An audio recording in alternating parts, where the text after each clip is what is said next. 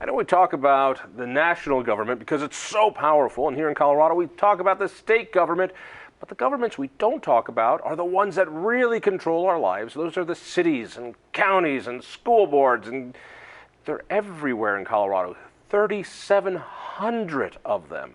From the great Commonwealth of Virginia, very fancy. Jon Russell from the association, tell me the name of the it. American City County Exchange. All right, and this is, first of all, let me talk about local government. You're on a town council. I am, in Culpeper, Virginia. Culpeper, Virginia, it sounds very fancy. Yes, it's a very historic town. All right, so you're like so many people that get involved in the local side of government. I've got to say, I have found that free market people who are lower, want less regulation, they're not the ones who get involved in city issues. They don't get involved on their water board. They don't get involved in their library district. They don't get involved in all these things that really impact people's lives on a day-to-day area. Why is that? Sure. Well, the state legislature tends to be the philosophical arm of government in the state, where local government tends to be the application of that state government philosophy. And so a lot of people who go into local government are not necessarily right or left. They're just very pragmatic. And so they're easily persuaded in regards to policy and ideas that are brought forward and who's pulling the strings behind the scenes to get them to move in what direction they want. Very few people that you'll find in local level are ideological from that standpoint and believe ideology plays a role in local government. And so a lot of the people that are there that serve tend to be able to be blown in whatever direction their staff or other organizations want to take them. I call them boosters a lot. I think about running for CU Regent, the board that controls the school system here, yes.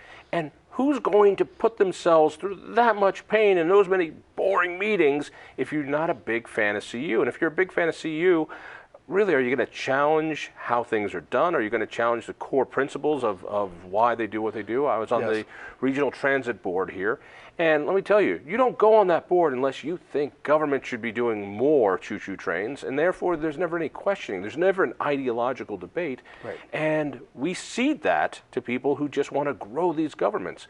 For a while, we were having more growth in local governments and special districts to the point where we were adding nearly one new government a day. We have 3,700 of these. And are we unique? No, you're not unique. I mean, that's the way it operates in most cities and counties across the country, and these things just continue to replicate. The important thing to understand about local governments is that we are tasked primarily with, from the state constitution, carrying out specific things. And when we get outside of our lanes and we start doing things that we weren't tasked to do, we end up getting in trouble, we end up causing problems. We end up overstepping our bounds and hurting private industry. I can't help but say, I live in the beautiful Republic of Boulder. Now, Boulder, yeah, I understand the city is there to take care of fire and police and do some of these things that the state constitution and the state legislature say you should do. They don't want to do that. They want to get involved in trade wars. They want to get involved in energy policy. They want to get involved in divesting here. You know, I would really love it if they'd fix the damn potholes, but they don't want to do that because that's boring. I mean, it's hard work, and you got to do it right. But taking care of fire, police, and roads, water, sewage, that's boring. I would rather take on international issues and use this forum of a local government to do so.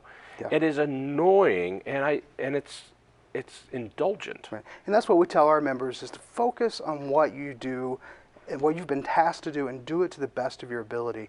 Don't try to do what a state representative does or what a senator does. Why not? Here's what they're going to say.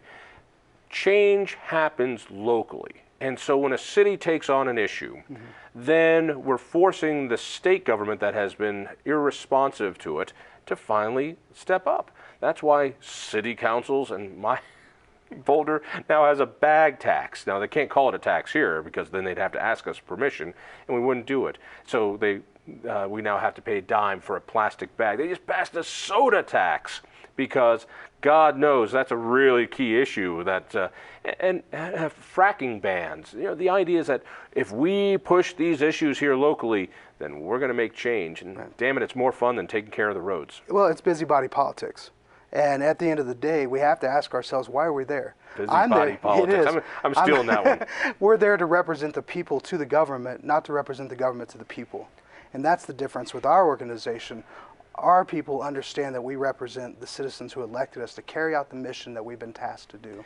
And those are the things that we are passionate about. Are we balancing our budgets? Are we keeping ourselves out of debt if possible? Are we keeping taxes low? Are we doing the things that help government continue to do what it's supposed to do? What is the core function? Oh, let's take a city government. Yeah. What is a core function of a city government then?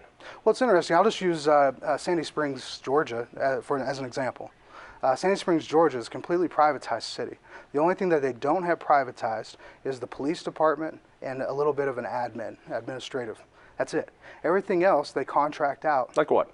Well, they're everything from their sanitation to their sewer, their water.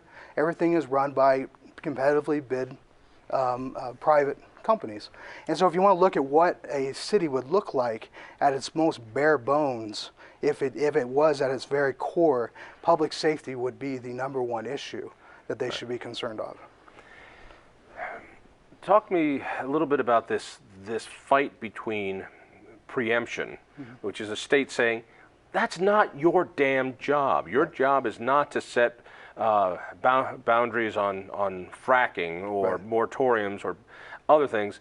That's our job. Your job are those core functions that are laid out to you, which is make the roads safe, make our homes safe, have a police and fire department. You know, you've got parks, run the parks. Is there a place for preemption on these issues? And why shouldn't people on the city level go, how dare you tell us what to do? That's just like the federal government telling the states what to do. There is one undisputable fact. Local governments are creations of the state. They were created by the state. They can be dissolved by the state. At the end of the day, they have to do what they've been tasked to do by the state. Now, whether, I don't know if Colorado in itself is a home rule state, it is, or a Dillon rule state, or a mixture. It's a mix. You can have. Okay, if it's a mix, at the end of the day, it doesn't matter. If the state decides it wants to take something preemptively, it has every right to do that. Yeah, the difference, and this is a subtlety that I don't think people appreciate. The states made the federal government. Yes. And so it was meant to have a parity. That was the idea. Our founders feared a strong central government because they know what happens, and it's happening now. It grabs too much power. But the states then also created the local governments and empowered those local governments. Yes.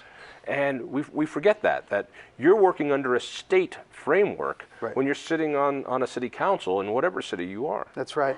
You know, a lot of times local governments believe that they're city-states, that they're somehow equal to the state government. And you see a lot of strife and rivalry between the two, where the city's like, oh, we don't like what you're doing to us, and the state's like, well, we created you, we're going to do what we want. You know, if you don't like what the state's doing to a local government, change your state legislator, change your senator. But don't go and create unnecessary strife between your community and the state. I've also found the mechanism, and we're tight on time, but of a city manager and then part-time representatives who kind of every other week meet and rubber stamp what staff says. Seeing local government up close, I have found it to be a completely staff-run enterprise. Right. And town managers are kind of like baseball managers. They do their 2 or 3 years here, and then they bump up the ladder. Right. They're like anchors on bad news shows in small towns, and they move around. Right. But they run the shop. Right. People who have been there forever run the shop. Am I wrong on that observation? We tell our members in the American City County Exchange, we tell them that you are there to bring forward policies that are going to represent your people. You're not there to be a rubber stamp of the city manager or the town administrator. That's not your job. They represent the government. You represent the people. And so our members do challenge the status quo. We do ask the hard questions. We get the city managers or the city administrators to comply with the will of the people, because at the end of the day, that's why we're there. And people want to get more information. Where do they go? They can go to acce.us. That is our website, acce.us. Also, let me just remind folks, go to the Independence Institute website. We try to help out local folks who want to get involved in their local government, and that's where the power is in Colorado. Thank you, Jon. Listen for me on KHOW Radio. Read me in the Denver Post. Tell a friend about the Independence Institute, independenceinstitute.org, and we'll see you next week.